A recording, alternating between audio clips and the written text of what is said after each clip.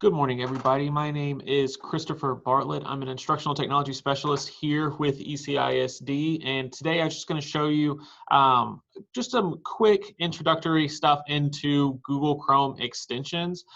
So really quickly, Google Chrome extensions, they are essentially add-ons to your browser that give you additional capabilities.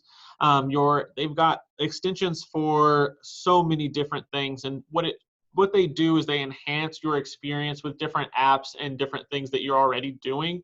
Um, and they are housed within your browser. So they're super, super easy to add, to manage, and to remove. So you can add them, you can turn them on and off without deleting them, or if you decide, hey, I don't really need this anymore, you can just delete it as well. They're housed right up here in your top right-hand corner. So these are a lot of my extensions that I've got activated right now. So if I go here and I click these three dots and then I scroll down to where it says more tools and I click extensions, well, what that's going to bring up is all the extensions that I've got currently added to my browser. So right here, you can click this and that'll turn it on or off your extension. So you're not having to remove your extension. You can just turn it off if you're not using it. That way it doesn't end up like mine where there's so much space being taken up. But if you do decide like, hey, this isn't something that I'm going to use anymore, it's not something that I need, you can remove that just right here. So it's the same thing, and you just click remove, and it's not on your browser anymore. So that's just a quick little overview of what extensions are.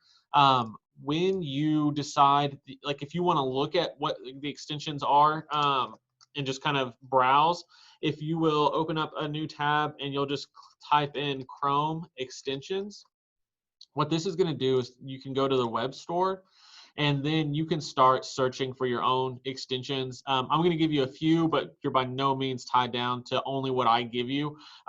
You can type things in. You can see based on different types of features. You can go based on ratings, all different kinds of things. So sometimes this is just a nice thing when you've got some downtime. If you have something that you want to see if it can give you help with, like slides or sheets or something, you just type it in there and it'll start showing you the different extensions that it has that go along with whatever you just typed in, whatever you searched.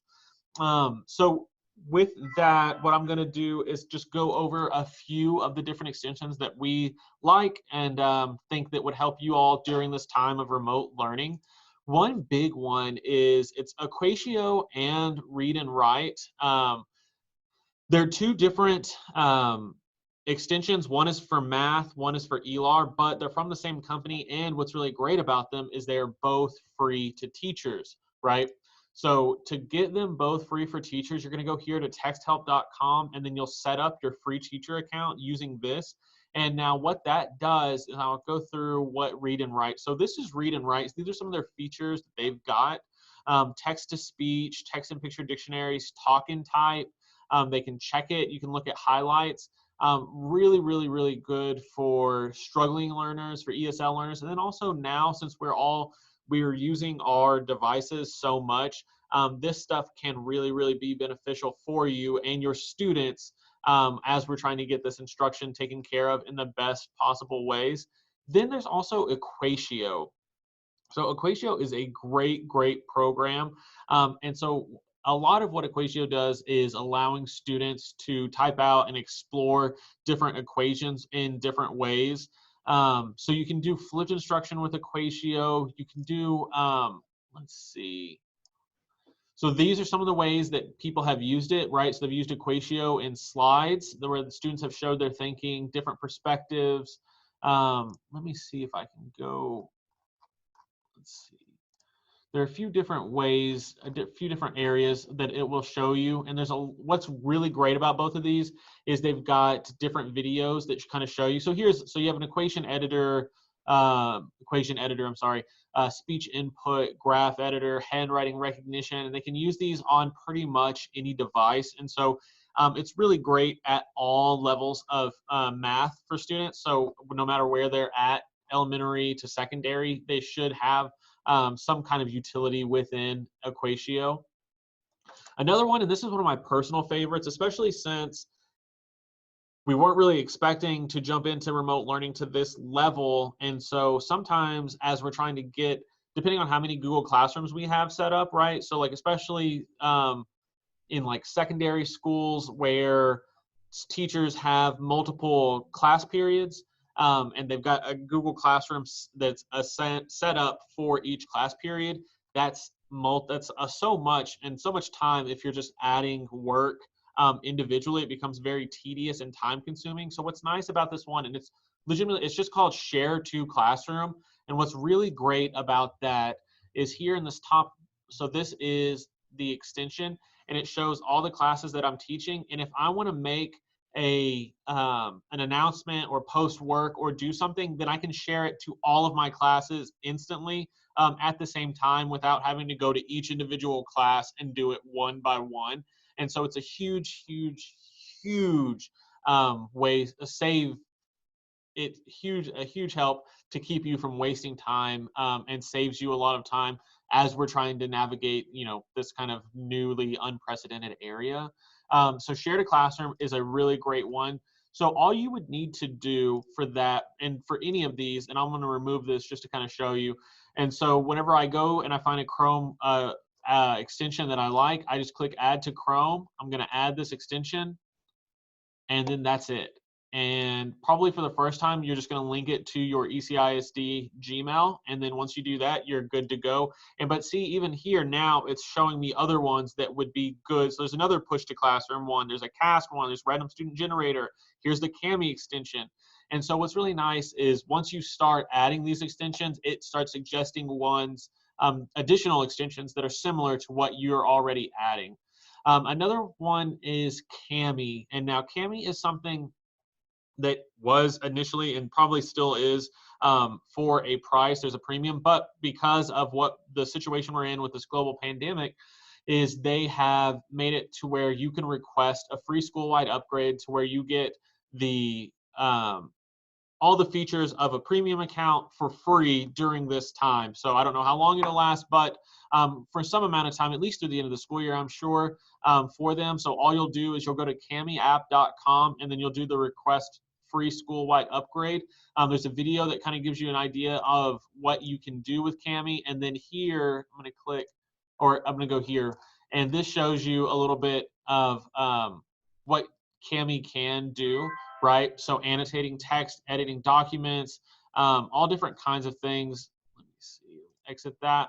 And students are allowed to create things with their annotations. They can draw, they can collaborate. So right now, when we're looking for a lot of collaboration during this remote learning time, Cammy is something that I would very, very strongly advise you to check out and see, is this something that would benefit my classrooms? And then also Google Translate. Google Translate as an extension is awesome. There's so many different things you can do with it. It's housed right up here, right? So you can translate this page, you can type things in immediately. And then like if I'm gonna go back here to this Acratio page, if I just wanna right click and then click this translate to English. So initially you'll do English, but then I click these three dots and I can choose another language, and I can go straight to Spanish right there. Click translate, and there we go. And so this is really, really good, especially as we're dealing more and more with parents and students with ESL needs, and we want them to understand the materials that we're giving out to them. This is a great, great tool for that. The big thing, and I think this is open to both students and teachers, is sometimes students don't have the same access that we as teachers have. And so if sometimes they'll need us to just request access. So if you run into that and you have students trying to use an extension that you told them on an ECISD device, but it's not letting them, if you'll shoot myself or one of the instructional technology specialists an email, just kind of explaining who needs it and what they need and what y'all are using it for, then we can get in touch with our G Suite administrator and get that out for you guys so that they can have access to that. Because we don't want students not be able to have access to their work and to things that can help them get the full experience.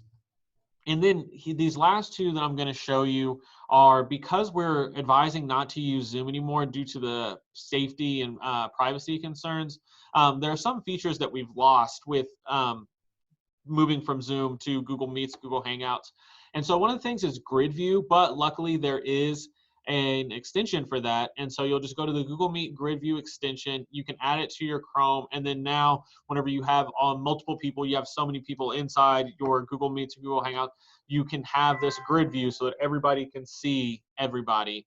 And then one of the other ones, and teachers were, especially math teachers, were kind of looking at one of the things that they lost was the whiteboard capability.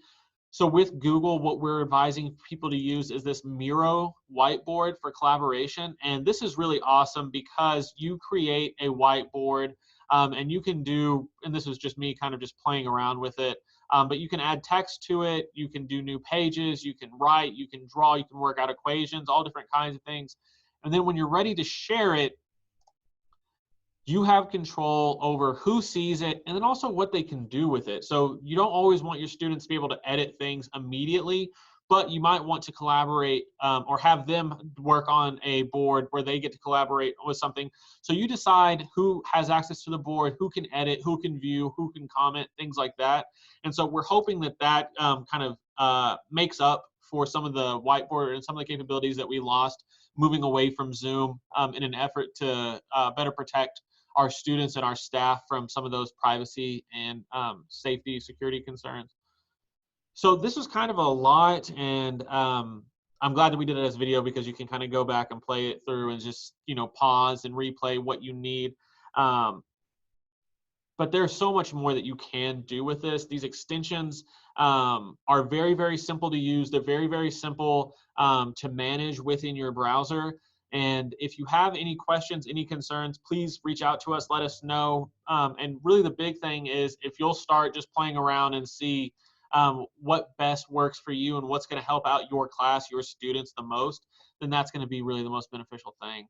So y'all have a great day, stay safe, and we will see y'all later. Bye.